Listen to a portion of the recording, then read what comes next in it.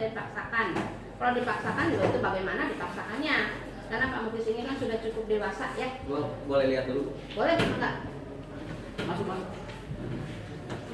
Yuk lihat dulu.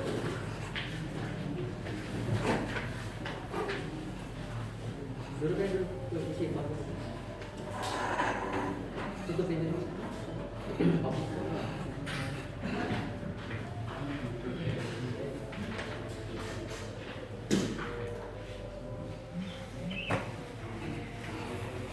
Cermati itu, kata-katanya cermati itu.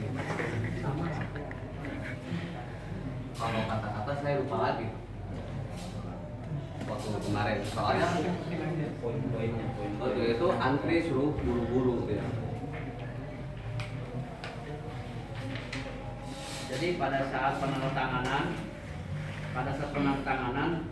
ini asumsi daripada klien saya itu memang terkesan diburu-buru. Soalnya antri. Jadi terkesan Saya nggak ya. mau harus tanda tangan, soalnya udah waktu itu udah setuju untuk bergabung gitu dengan PT DMB. Saya waktu suruh tanda tangan bergabung, saya lagi kerja, tiba-tiba saya disuruh tanda tangan, pilih dua gitu, antara resign sama bergabung gitu.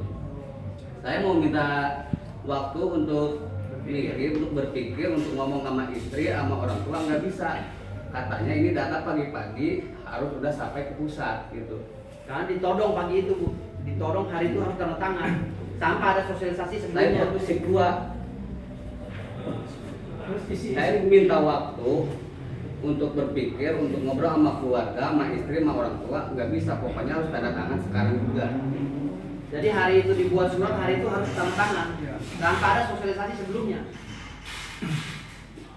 Di situ kan kontraknya per 1 April ya. Iya. Di sini Bapak transfer per 4 April. Iya. Ya. Udah. Berarti kontrak dulu, baru uang kali kasih itu di transfer. Iya, karena kan butuh proses juga kita di banknya juga. Sebetulnya kan sudah disipkan sebelumnya, baru kita transfer otomatis jalan 4 April itu. Sebenarnya gini Mas, maaf ya saya ini saya ada kejanggalan nih. Ini istilah uang kali kasih itu ada nggak sih di undang-undang? Dan peralihan hak itu antara si buruh yang sudah menjadi karyawan tetap yang sudah bekerja bertahun-tahun ini, ya kan, dipindahkan menjadi karyawan outsourcing itu ketentuannya Mas tahu nggak? Bahwa karyawan tetap itu tidak bisa dimasukkan ke outsourcing, itu tahu nggak? Ketentuan untuk menjadi karyawan outsourcing itu seperti apa, dan karyawan tetap itu akan dijadikan karyawan outsourcing itu tahu ketentuan. Itu menyalahi aturan Mas. Paham nggak itu? Jadi pekerjaan anda sekarang ini, saya masih menduga ini tidak sesuai dengan aturan main di undang-undang perburuhan. Makanya saya bilang tadi di sini, tahu nggak gitu? Harusnya anda ya dari pihak TSP dan DMB jangan memperkosa hak buruh. Harusnya anda itu sosialisasikan dulu maksud dan tujuan anda mengalihfungsikan karyawan tetap menjadi karyawan outsourcing. Ini fatal loh. Ini pemerkosaan hak asasi manusia. Ini fatal yang dilakukan TSP. Jadi begini Pak, sebelum munculnya tanda tangan kontrak ini kan sudah ada pernyataan bersama di tanggal 22 Maret. 22 Maret itu kan sudah tanda tangan, berarti kan sudah mengerti gitu loh. Makanya baru kemudian tanda tangan kontraknya tanggal 1 April. Ada jeda 8 hari, itu kan berarti sudah bisa dianggap untuk berpikir. Pada saat penandatanganan itu, penandatanganan pertama ya, penandatangan pertama. Coba jelaskan Pak, penandatangan pertama. Saya mau tambahin dulu Bu. Pertama, kemarin saya sudah dari mediasi kemarin itu mempertanyakan dari surat email itu kan manajemen TSP ini mengacu kepada Permen nomor 19. Sebelum perencanaan itu dikonsultasikan dulu ke dinas, karena segala sesuatu hal itu kan harus ada wajib lapor dulu itu. Wajib lapornya ada nggak? Saya mau lihat wajib lapor tadi belum disinggung-singgung.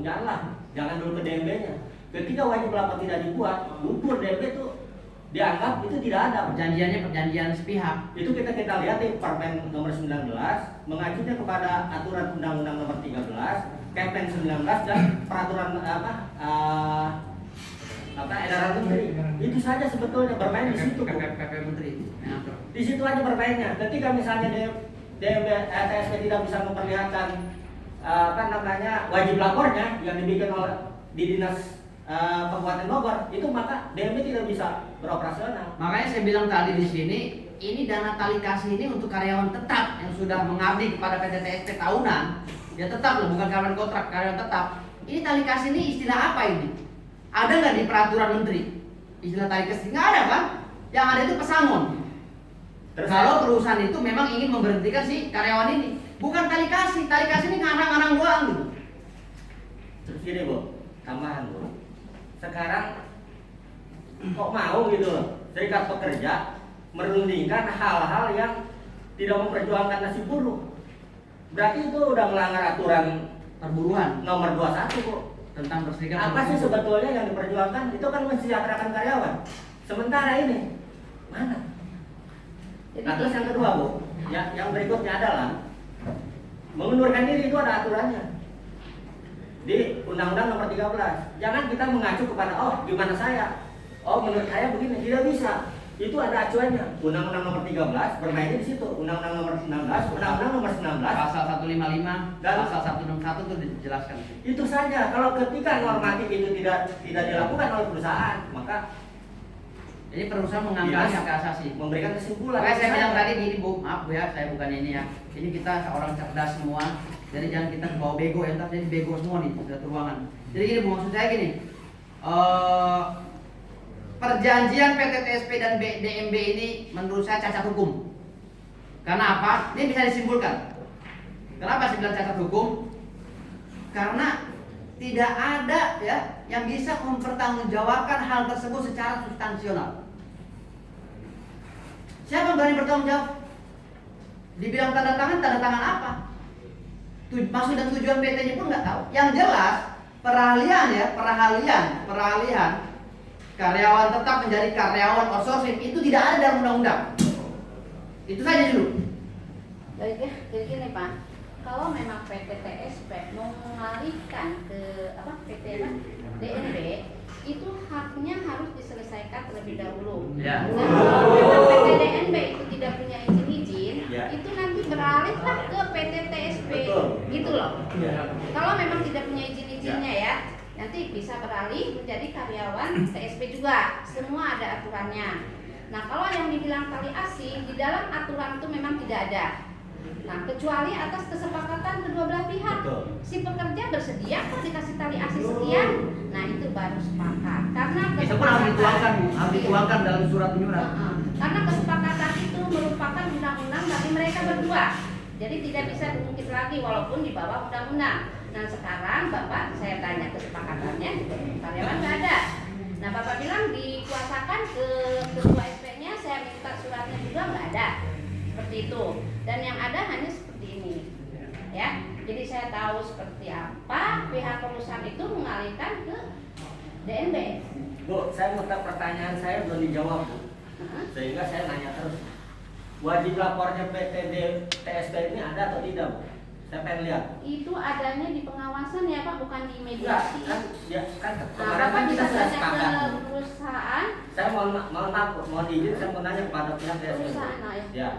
Apakah Bapak sudah mengurus wajib lapor sesuai dengan peraturan Menteri Nomor 19 yang diinstruksikan oleh manajemen melalui via email?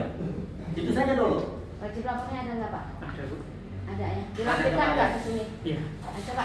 Yang TSP loh Pak, bukan TSP, DNB Bu. ya, Iya. TSP. Pertanggal berapa? Saya pengen tahu. Yang ada di Kita mau lihat sini, wajib lapornya dulu. Wajib lapor DNB ya Pak ya, yang ada ya. Iya, Jadi iya. saya minta TSP-nya, tolong Tapi wajib lapornya ada? wajib Ada nggak? lapornya ada nggak? Ini mah pelaporan laporan wajib lapor. Oh, wajib lapor. Wajib lapor ada Berarti tidak? kan nggak ada wajib lapor kan? Ketika wajib lapor itu tidak dibuat, maka izin operasional PT DMB itu tidak bisa dibuat. Gugur dengan sendirinya. Itu saja. Bukan saya yang bicara, tapi undang-undang. Undang-undang. Kepmen Permen yang bicara. Kita bicara undang-undang nih karena kita negara cerdas, jadi orang-orang bego ngomongnya juga harus pinter, ya. Jadi jangan ikutan bego. Saya udah pinter jadi pengacara, ya kan, ikut-ikut ngomong sama orang bego, jadi ikut tolol ntar saya. Ya, jadi harus berdasar undang-undang. Ya karena memang wajib lapor juga belum mengirim ya, belum Iya. melampirkan ya. Kalau gitu supaya bisa terselesaikan hari ini supaya cepat, saya mau Bapak keluar, saya mau bicara dulu sama kuasa karyawan. Oh iya. Ya, silakan.